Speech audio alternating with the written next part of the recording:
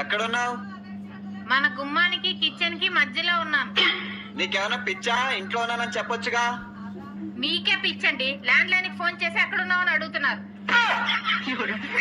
ఏంటి, మా నాన్నగారు మన కోసం కారు కొన్నారంటండి. 2 కేజీలు స్వీట్ తీసుకురండి, వీధిలో అందరికి పంచేద్దాం. సరే. అత్తగారు, మా నాన్నగారు మన కోసం కారు తెస్తున్నారు, పూజ కోసం సామాన్లన్నీ రెడీ చేయండి. సరేనమ్మా. మామయ్య గారు, మా నాన్నగారు మన కోసం కారు తెస్తున్నారు, దిష్టి తీయడానికి 2 కొబ్బరికాయలు తీసుకురండి. సరేనమ్మా.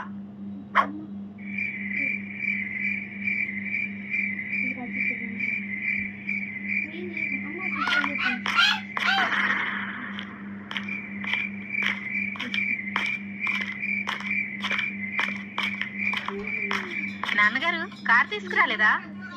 ఎందుకు తీసుకురాలేదమ్మా? తీసుకొచ్చాను. ఒకవేళ తీసుకురాకపోతే మీరు ఊరుకుంటారేమో గాని నా మనవడు ఊరుకోడు కదా.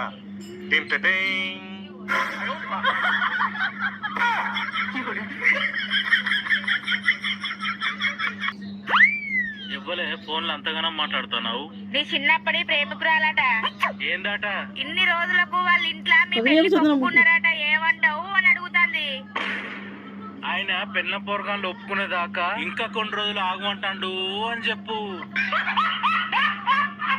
మోసం చేసిండే నీ డ్యూటీగా ఇంటికి వస్తున్నా. ఏం మోసం చేసిండు? జీవితంలో మందు దాగాడు, నేను మార్కెట్ పోయి ఇంటికి వచ్చిన మందు దాకుంటే కూర్చున్నాడు. హలో అత్తమ్మ, తాగినోడు ఎప్పుడు జూట మాట్లాడాడు. నీ బిడ్డ కూడా నన్ను మోసం చేసింది. నాకైతే నీ బిడ్డతో విడాకులే కావాలి. ఏం మోసం చేసింది? మార్కెట్ పోయి 1 గంట అయినాక వస్తా అని చెప్పి 10 నిమిషాలలోనే వచ్చింది.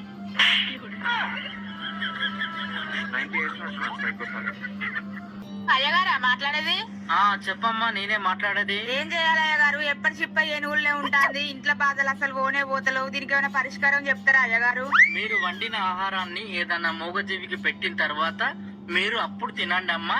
మీకు ఉన్న సమస్యలన్నీ తీరిపోతాయి. నేను రోజు అట్లనే చేస్తాను అయ్యగారు. ముందు